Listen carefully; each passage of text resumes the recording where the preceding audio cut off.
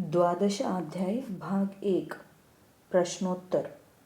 प्रश्न पहला, संस्था में चिरस्थायी रहने का क्या रहस्य है? उत्तर। इसी प्रकार के प्रश्नों के उत्तर में बाबा ने कहा था, 4 बातें अपने जीवन में उतार कर रखो। 1. अपने पास अधिक पैसा नहीं रखना चाहिए। 2. अधिक पैसे आने पर संस्थागत कार्यों में लगा देना। 3. निम्नतम पैसा अवश्य रखना चाहिए। 4. विरोधी वासनात्मक शक्ति से दूर रहना चाहिए। 5. संस्थागत नियमों का कठोरता से पालन करना चाहिए। अधिक पैसा रखने से मन खराब हो जाएगा। जहाँ अधिक अर्थ है वहाँ अनर्थ भी है। कम पैसा भी नहीं रखना चाहिए। कम पैसा रखने से मन विचलित हो जाता है। निम्नतम आवश्यकता की पूर्ति के लिए हमेशा पैसे की आवश्यकता पड़ती है। इसीलिए यदि अपरिग्रह का पालन करें तो सफलता मिलेगी। तीसरा और चौथा नियम स्पष्ट है। प्रश्न 2, संन्यास जीवन में सन्यासी की दिनचर्या क्या होनी चाहिए? उत्तर। हमारी संस्था में कई प्रकार के कार्य है। हमें उसी के अनुकूल दिनचर्या लेकर चलना होगा। परंतु कुछ दिनचर्या सामान्य है, उसे तो हमें पालन करना ही चाहिए। केवल यात्रा करने वाले लोगों को असुविधा हो सकती है, अन्य लोगों के लिए कोई असुविधा नहीं है। साधना के लिए प्रातः पंचजन्य से लेकर 7-8 बजे तक पूरा 3 घंटा साधना में, दोपहर 1 घंटा, सायंकाल में 2 घंटा, रात्रि आधा घंटा, आसन, कौशिकी, तांडव और सभी पाठ, मधुर तथा कपालिक साधना और सभी पाठ। प्रश्न 3, क्या गृहस्थ जीवन में रहकर संन्यास जीवन का पालन किया जा सकता है? उत्तर।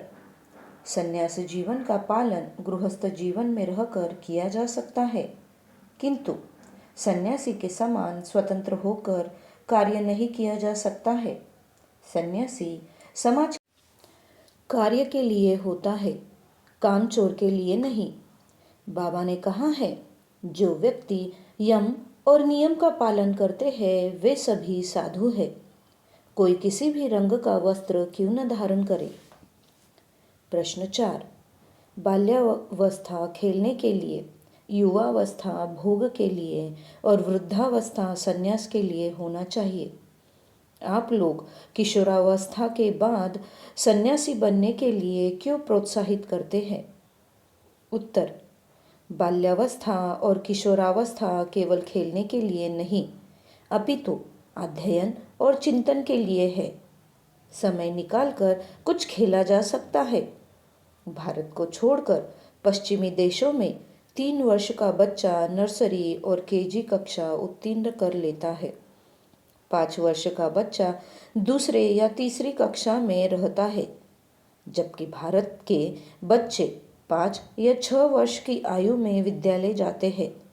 जब यही से उनकी जड़ कमजोर हो गई तब आगे के लिए क्या सोचना।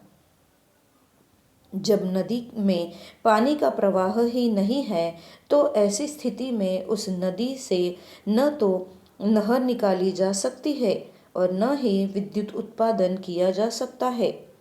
उसी प्रकार यदि कोई व्यक्ति वृद्धावस्था में संन्यास ग्रहण करता है तो वह समाज के लिए बोझ हो जाएगा। वह समाज के लिए क्या करेगा? इसीलिए किसी कवि ने उचित कहा है, दर जवानी तोबा करदन सेवाए पैगंबरी, दर्जे एफी गुर्ज जालम में पर परहेज। जो युवा अवस्था में सन्यासी बनते हैं वे अवतारी पुरुष है। यदि शेर वृद्धावस्था में मांसाहार छोड़ देता है तो कोई बहुत बड़ी बात नहीं है। प्रश्न 5, किशोरावस्था में संन्यास लेने से गिरने या पतन की संभावना अधिक होती है। उत्तर। गिरते हैं घुड़सवार ही मैदाने जंग में, वो तीपल क्या गिरे जो घुटनों के बल चले। घोड़ों पर सवारी करने वाले घुड़सवार ही लड़ाई के मैदान में गिरते हैं, परंतु जो बच्चे घुटनों के बल से चलते हैं उनके गिरने का कोई तात्पर्य नहीं होता। बाबा ने कहा है कि चलते चलते खुदा न खास्ता गिर गए तो इधर उधर देख लो, शरीर को झाड़ लो, फिर चल पड़ो। यदि कोई मुर्दा जमीन पर लेटा है तो उसके गिरने की कोई संभावना नहीं है। चलने, दौड़ने या उड़ने वाले ही गिरते हैं। इसीलिए सन्यासी बनने से पहले यदि सोच लिया कि हम गिर जाएंगे तो मन के हारे हार है और मन के जीते जीत वाली कहावत चरितार्थ होती है। इसलिए आदर्श के कार्य में बिना सोचे समझे कूद पड़ो। शुभ कार्य करने में सोचना नहीं चाहिए।